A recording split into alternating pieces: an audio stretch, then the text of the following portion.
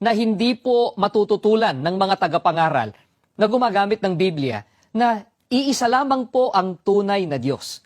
At ang katotohanan iyan ay sinasalungat ng mga pagtuturong ang Panginoong Hesukristo ay tunay na Diyos. Iisa lamang ang Diyos at ang nag-iisang Diyos na ito ay may tatlong persona. Ang Diyos Ama, Anak, at Espiritu Santo na malinaw namang sinasabi sa Matthew 28 verse 19. At kahit sa mga sulat ni San Pablo, may mga pagpapahayag din na nagpapakita ng pagkakaisa ng Ama, Anak, at ng Espiritu Santo. Sa ikalawang sulat nito, sa 2 Corinthians chapter 13 verse 14, sinasabi niya, ang biyaya ng Panginoong Hesukristo at ang pag-ibig ng Diyos at ang pakikisama ng Espiritu Santo ay sumasa inyo lahat. Ito po ay nagpapahiwatig ng pagkakaisa ng tatlong persona ng Diyos sa pamamagitan ng kanilang mga biyaya, pag-ibig, at pakikisama. Ang katotohanan po na iisa lamang ang Diyos ay hindi dapat sinasalungat na ang Ama ay Diyos, ang Anak na si Hesukristo ay Diyos, at ang Espiritu Santo ay Diyos. Ang mga taong hindi naniniwala na Diyos si Hesukristo, ayon sa sinasabi sa ikalawang sulat ni Juan,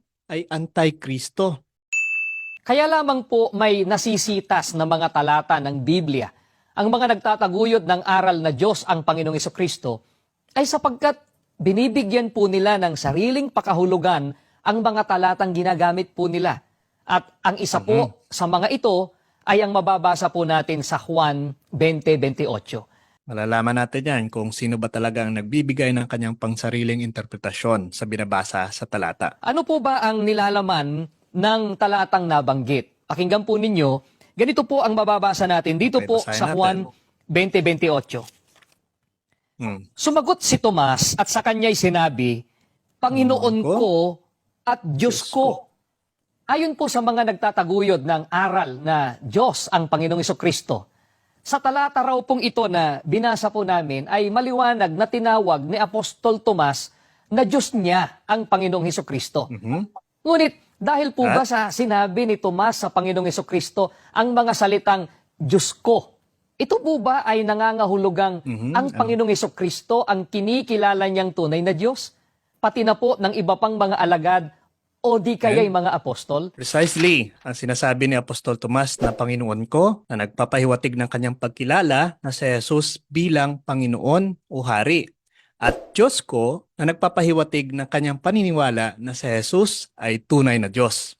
Ibig sabihin, kinikilala talaga niya na si Jesus ay ang kanyang Hari at ang kanyang Diyos. Ibig sabihin din na si Jesus ay kinikilala ng mga apostol na kasama ni Tomas bilang isang tunay na Diyos. Now, mali ba sila sa pagkakasabi o pagkakilala na si Jesus ay kanilang Diyos? Hindi rin. Dahil sa buong kwento ng kapitulo ng nasabing pahayag ni Tomas na Panginoon ko at Diyos ko ay wala kang mababasa na sinaway siya ni Jesus. Oo nga, no? Now, kung tao lamang si Jesus at ginawang Diyos ni Tomas, malamang si Jesus na rin ang unang tumutol dito dahil siya mismo ay nagtuturo na sambahin lamang ang Diyos. Diba? Ang pahayag ni Tomas na Panginoon ko at Diyos ko ay nagpapakita ng kanyang malalim na pananampalataya at pagkilala kay Jesus bilang Panginoon at Diyos. Ito po ay isang pag-amin ng kanyang sariling kahinaan at pagtanggap sa kahalagahan ng kapangyarihan ni Jesus bilang Panginoon at Diyos. Ang pahayag na ito ni Tomas po ay 1st century pa. Samantala ang mga sumasalungat sa pahayag niyang ito na Diyos si Jesus ay nitong 19th century lamang lumitaw. Mas maniniwala ako kay Tomas na mababasa ang pangalan sa Biblia kaysa sa mga taong nagtuturo ng salungat dito na kahit pangalan ng kanilang founder ay hindi naman mababasa sa Biblia. Ito rin po ang mga taong nagtuturo ng word for word.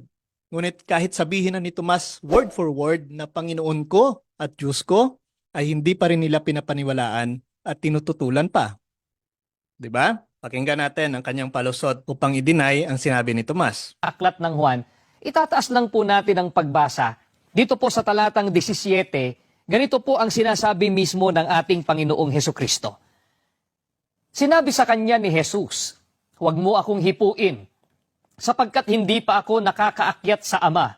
Ngunit pumaroon ka sa aking mga kapatid at sabihin mo sa kanila, aakyat ako sa aking Ama at inyong Ama, at aking Diyos at inyong Diyos. Mga kaibigan, Okay, pagdiinan natin ang talatang ito. Sinabi ba ni Jesus sa John 20 verse 17 na siya ay hindi Diyos? Wala ata akong nabasa na ganong statement. Tama pong nakasulat sa talata na ang Diyos Ama ay kinikilala ni Jesus na kanyang Ama at ang Ama na Diyos ay kinikilala ni Jesus na kanyang Diyos. Wala pong mali dito. Tanging pag-unawa lamang ng mga kapatid nating anti-katoliko ang hindi tama. Wala pong sinasabi sa talata na hindi na Diyos si Jesus nang dahil sa kanyang pagsabi na Diyos niya ang Diyos Ama. Sa natatanging dahilan, dahil nagkakaisa silang dalawa at hindi naglalamangan. Ano pong patunay natin dito? Umatras din po tayo ng pagbasa sa Ebanghelyo pa rin ni San Juan, chapter 10, verse 30. Ano pong sinasabi niya? Ako at ang Ama ay isa. Dahil wala po sa ugali ni Jesus ang itaas ang kanyang sarili. Kaya natural lamang na ang Diyos Ama lamang ang kanyang itataas. Ano po patunay natin dito? Umatras ulit tayo ng pagbasa sa Ebanghelyo pa rin ni San Juan, chapter 8, verse 54. Sumagot si Jesus, kung ako ang nagpaparangal sa aking sarili, walang kabuluhan iyon. Ayun naman pala, alam na alam po yan ni Jesus, ngunit hindi alam ng mga ministro ni Manalo. Sino po ang nagpaparangal kay Jesus? Ipagpatuloy po natin ang pagbasa. Ang nagpaparangal sa akin ay ang aking Ama na sinasabi ninyong Diyos nyo. Sino ang nagpaparangal kay Jesus? Ang Diyos Ama na kinikilala din ng mga ministro ni Manalo na Diyos.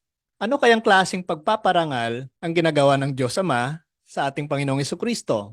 Basahin pa natin sa Hebreo chapter 1 verse 8. Ang sabi dito ng Diyos Ama, ang iyong trono o Diyos ay magpakailanman. Ayun naman pala, kinikilala din pala ng Diyos Ama si Jesucristo bilang Diyos dahil sa kanya pa itong tinawag na Diyos. Ang Diyos Ama pala na kinikilala ng mga iglesia ni Cristo na tatag ni Felix Manalo ay tumatawag sa kay Jesus na Diyos. Pero ang mga iglesia ni Cristo na tatag ni Felix Manalo ay kinikilala lamang sa Jesus na isang tao at hindi Diyos. Oo nga, no? Sino ngayon ang mas paniniwalaan mo? Ang Diyos Ama na kinikilalang Diyos sa Jesus o ang iglesia ni Felix Manalo na kinikilala lamang sa Jesus na tao? Ikaw na nanonood, sino ang mas paniniwalaan mo? Magsuri po ng mabuti at huwag lamang umasa sa mga turo ng isang ministro. Kaya mga kapatid, naway nabigyan ng kaliwanagan ang mga argumento na ito ng mga kaibayo natin sa paniniwala. Ginagawa natin ang mga pagsagot na ito bilang pagtutuwid sa mga maling turo ng ibang sekta na maaaring makalason sa isipan ng kapwa nating Katoliko. Laging tandaan, ang tunay na Katoliko ay naniniwala na tunay na Diyos ang ating Panginoong Jesucristo.